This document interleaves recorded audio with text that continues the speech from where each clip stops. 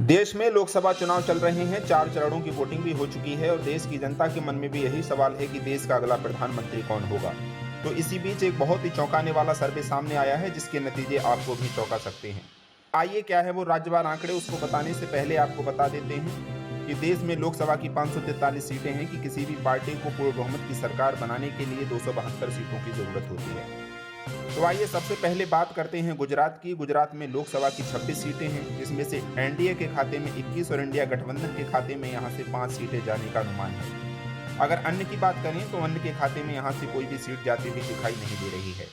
आपको बता दें कि गुजरात की 26 सीटें 2019 के लोकसभा चुनावों में एनडीए के खाते में गई थी, लेकिन इंडिया अलायंस बनने के बाद से यहां एनडीए को 5 सीटों का कम से कम नुकसान होता हुआ नजर आ रहा है। वहीं इंडिया गठबंधन यहां बढ़त बनाता हुआ दिखाई दे रहा है।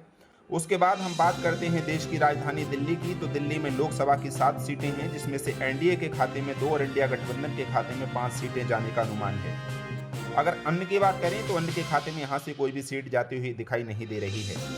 वहीं एनडीए की अगर बात करें तो 2019 के चुनावों में एनडीए के खाते में 7 की 7 सीटें गई थी। इंडिया गठबंधन की अगर बात करें तो इंडिया गठबंधन के दल कांग्रेस के खाते में यहां से कोई भी सीट नहीं गई थी। उसके बाद हम बात करते हैं हरियाणा की। हरियाणा में लोकसभा की कुल 10 सीटें हैं जिसमें से एनडीए के खाते में 3 और इंडिया गठबंधन के खाते में 7 सीटें जाने का अनुमान है।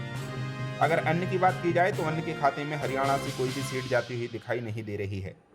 उसके बाद हम बात करेंगे झारखंड की। झारखंड में लोकसभा की कुल 14 सीटें हैं जिसमें से एनडीए के खाते में 4 और इंडिया गठबंधन के खाते में 10 सीटें जाती हुई दिखाई दे रही हैं।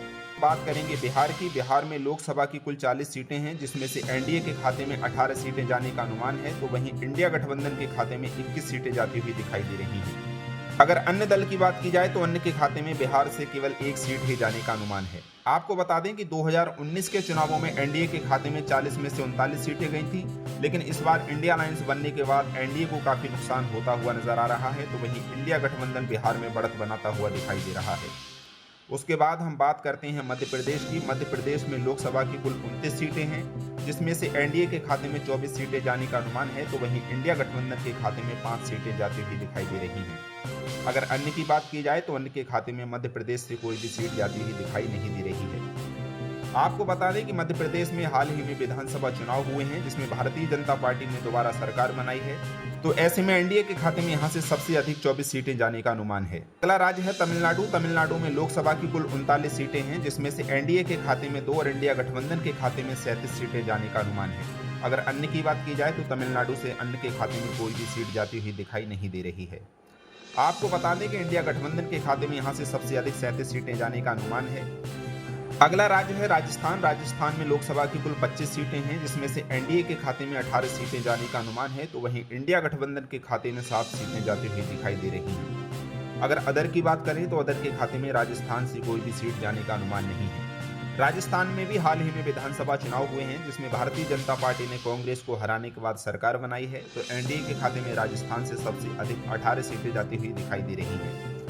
वहीं इंडिया गठबंधन बनने के बाद राजस्थान में इंडिया गठबंधन बढ़त बनाता हुआ नजर आ रहा है। उसके बाद हम बात करेंगे असम की। असम में लोकसभा की 14 सीटें हैं। आपको बता दें कि एनडीए के खाते में यहां से 8 और इंडिया गठबंधन के खाते में 6 सीटें जाने का अनुमान है।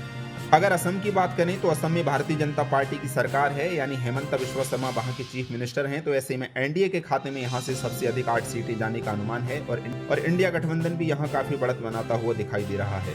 अगर अन्य की बात की जाए तो असम से अन्य के खाते में कोई भी सीट जाने का अनुमान नहीं है। उसके बाद हम बात करते हैं महाराष्ट्र की। महाराष्ट्र में लोकसभा की 48 सीटें हैं जिसमें से एनडीए के खाते में 18 और इंडिया गठबंधन के खाते में 28 सीटें जाने का अनुमान है। अगर अन्य की बात की जाए तो महाराष्ट्र से अन्य के खाते में 2 सीटें जाने का अनुमान है। उसके बाद हम बात करते हैं ओडिशा की। ओडिशा में लोकसभा की 21 सीटें हैं जिसमें से एनडीए के खाते में 6 और इंडिया गठबंधन के खाते में 8 सीटें जाने का अनुमान है।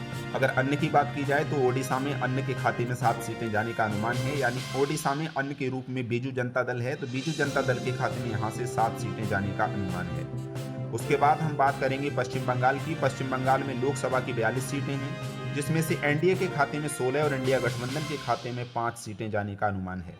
अगर अन्य की बात करें तो अन्य के खाते में पश्चिम बंगाल से 21 सीटें जाती हुई दिखाई दे रही हैं।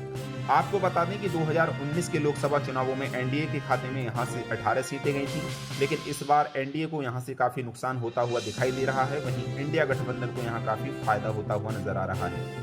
उसके बाद हम बात करते हैं आंध्र प्रदेश की। आंध्र प्रदेश में लोकसभा की 25 सीटें हैं, जिसमें से एनडीए के खाते में 2 और इंडिया गठबंधन के खाते में 5 सीटें जाने का अनुमान है। अगर अदर की बात करें तो अदर के खाते में यहाँ से 18 सीटें जाने का अनुमान है। उसके बाद हम बात करेंगे देश के सबसे बड़े राज्य उत्तर प्रदेश की। उत्तर प्रदेश में लोकसभा की 80 सीटें हैं, जिसमें से एनडीए के खाते में 46 और इंडिया गठबंधन के खाते में 34 सीटें जाने का अनुमान है। अगर अन्य की बात की जाए तो उत्तर प्रदेश से अन्य के खाते में कोई भी सीट जाने का अनुमान नहीं है।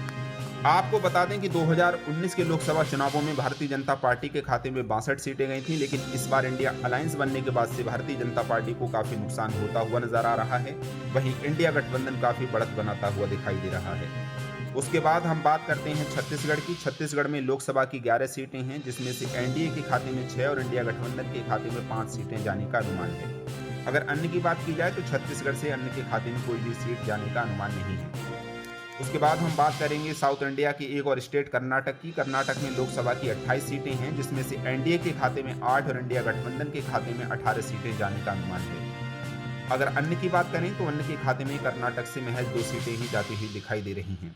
आपको बता दें कि कर्नाटक में भारतीय जनता पार्टी को हराने के बाद कांग्रेस पार्टी ने सरकार बनाई है, तो ऐसे में इंडिया गठबंधन के खाते में कर्नाटक से सबसे अधिक 18 सीटें जाती हुई दिखाई दे रही हैं।